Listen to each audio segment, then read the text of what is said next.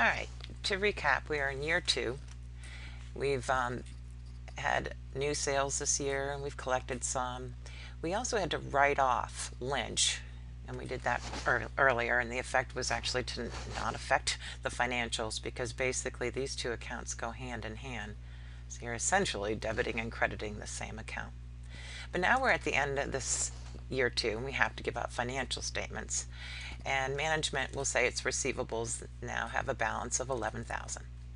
Management will look at that very closely, do an aging, and determine what they think they're not going to collect.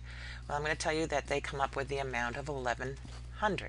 So in other words, they think 1,100 of their receivables will not be collectible. So we need to, in other words, get this bucket filled up to 1,100. So we need, in other words, this is our desired balance. That's what management says of its receivables it's not going to collect. So how do we get there? We can't just put balances on our financials. We have to make an entry. Well, if you look at this account right now, it has what they call an unadjusted credit balance of 200. In other words, we have 200 left in this allowance bucket. So in other words, to get from the 200 that we already have in there to the desired balance of 1,100, we're only going to have to record 900 in our allowance. In other words, we're only going to have to expense 900. When we record that adjusting entry, the end result is that we're going to fill our bucket. We'll have allowed for 900 to go bad, and that adjusting entry of 900 will make our assets go down. It'll hurt. In other words, our assets are going to go down by 900 and our expenses are going to go down by 900. Why we didn't have to expense the full 1,100?